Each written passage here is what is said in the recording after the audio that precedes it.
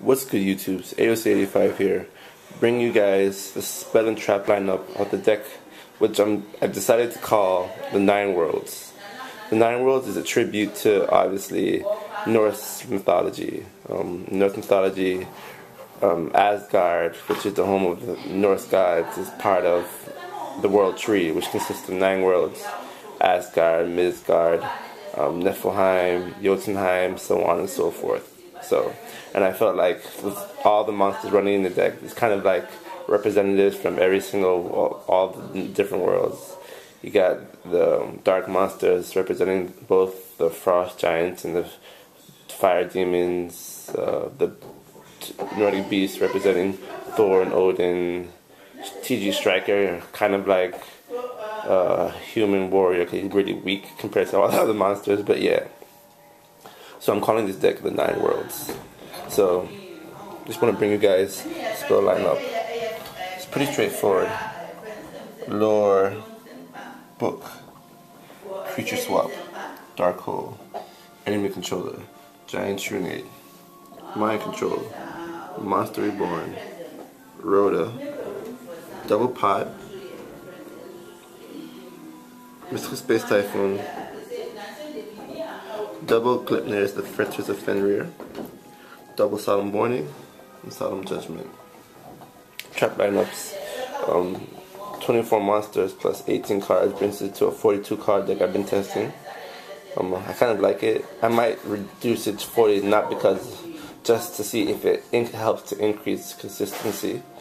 Not that the deck is not pretty consistent before, but you know, 40 is just simple math. In the 40 card deck, you get to stuff faster. Even if a 42 card deck works, it can always be better, which is another reason why I like the deck. It still has a lot of potential to grow. I'll probably take out creature swap. Even though it's such a nice card, it's not necessary. It's just an added level of douchiness, especially in the deck. I have a lot of floaters, a lot of monsters that special summon themselves. I can target Reborn Tengu and then detect genus monsters.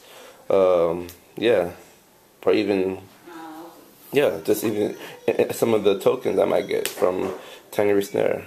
So, yeah, like I said, this is a real quick overview. A lot of darkness, obviously, Astral Power, Book of Moon, stop synchro summons, stop attacks, creature swap, take their big monster, take Shooting Star, take Red Nova, take Halberd Cannon, go to work. Or take, bait out a spell card and letting Shein negate it, take their Shein. Dark Hole, obviously, staple. Enemy controller, use a token to take one of their monsters. Use Reborn Tengu, tribute him, take a monster, and get a monster from your, another Reborn Tengu from your deck. Trunade, obviously. Mind control, take their monster, synchro summon. Monster Reborn, obviously. Reinforcement searches out Striker. Adds kind of like a search engine to the deck. Obviously, Rhoda is a nice card, that's why it's limited to 1. Pot of Avarice. This card is so live in this deck, it's not fun. It's always live. I'm actually thinking about upping the Pot of Avarices to 3. I'm just so reluctant because I really don't want to make this deck reliant on the graveyard. I mean, Pot of Avarice is a draw engine that relies heavily on the graveyard, and in a given matchup, it could potentially be dead. So I'm already iffy about having 2 potential dead cards in a known matchup of a popular deck. So that's why I'm only running 2 Pot of Avarices, primarily because of Gravekeepers and anti-meta dimensional decks, which there are a few of them at my locals. Obviously MST. Glipnir, this is a searcher for your Nordic beasts. At heart, this is a Nordic deck. However, you have support from all the other monsters of the 9 worlds. This is the combos with this and Tangery Snare are still pretty nice. Activate it before your opponent declares an attack. Add Tangery Snare to your hands to destroy your monster, potentially one of your smaller monsters or even one of your big monsters. Special summon Tangery Snare in defense position. Next turn, go off the Black Rose and nuke the board if you can, or do some other shenanigans. Obviously, the Solemn Brigade, Warning, Judgment, Say No. These cards are more like, they're not necessary. You can actually run this deck without it because this deck kind of plays like a heavy synchro build which doesn't use too many traps.